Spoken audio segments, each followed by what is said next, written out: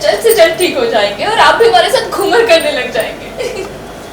वैसे दादी साहब, घूमर से याद आया, आपको पता है आज क्लास में क्या हुआ? क्या हुआ? मैं डांस कर रही थी और चक्कर लेते लेते हमारे घुंघरू गिर गए। पायल। अच्छा। चंदू अपने माता पिता से बात करते हुए हुआ इमोशनल। सरू को आई अपनी मम्मी और पिता की याद। सीरियल सरू का आने वाला एपिसोड बहुत ही ज़्यादा इंटेंस हो चला है। कल आप देखेंगे कि कैसे चंदू आ जाता है अपने अपाहिज माता पिता के पास और उनसे बातचीत करते हुए काफ़ी इमोशनल होता नज़र आता है। जहां उसे अपनी बीवी और बेटी की याद आ रही होती है।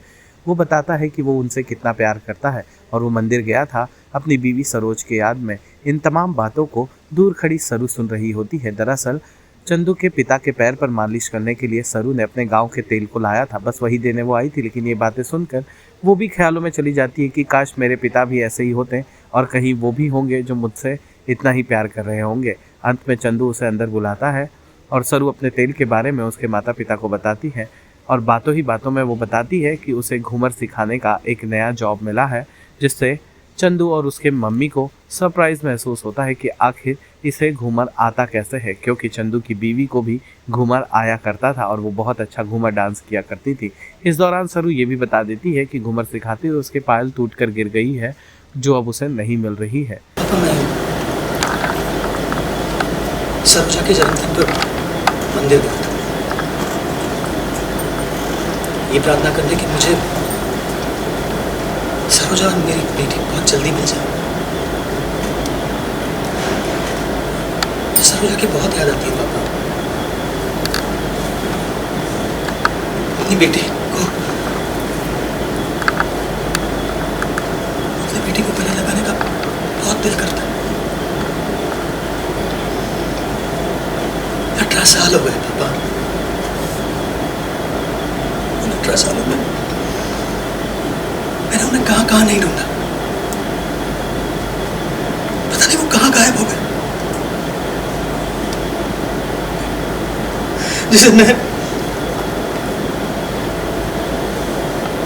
सबसे ज्यादा प्यार करता था, उसके लिए मैं कुछ नहीं कर पाया। उसके लिए मैं कुछ नहीं कर पाया। अब तो बस मैं सिर्फ उन्हें याद कर सकता और कुछ नहीं। सरू, वहाँ क्या कर रहे हो? यहाँ अंदर हम तो बस ऐसे ही बातें कर रहे हैं। हाँ?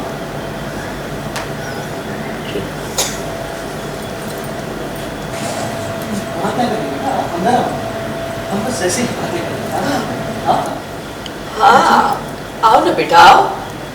आ जाओ पास।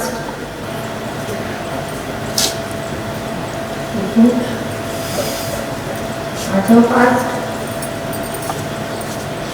अच्छा बेटा, तूने और फूला ने नाश्ता कर लिया ना?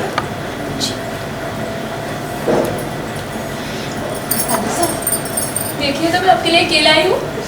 हरे खरेस का स्पेशल पीड़ानाशक तेल। इसके साथ एक बार मालिश हो जाए तो इंसान 4 धाम की यात्रा भी पैदल पैदल कर पाए। आप देखेगा, जब मैं इससे आपकी मालिश करूंगी ना, आपके पैर एकदम सही हो जाएंगे। वैसे दादी साहब, उम्र से याद आया, आपको पता है आज क्लास में क्या हुआ? क्या हुआ? मैं डांस कर रही थी और चक्कर लेते लेते हमारे घुंघरू गिर गए। पायल। अच्छा, तुम घूमर सिखाती हो? तुम घूमर सिखाती हो? चलो। हाँ, हमारी मायरी ने हमारे को सिखाया है। इतना अच्छा घूमर करती है, इतना अच्छा घूमर करती है कि एक बार में 15 चक्कर ले लेती है। सर, आपका वॉइस ओवर याद आया आपको?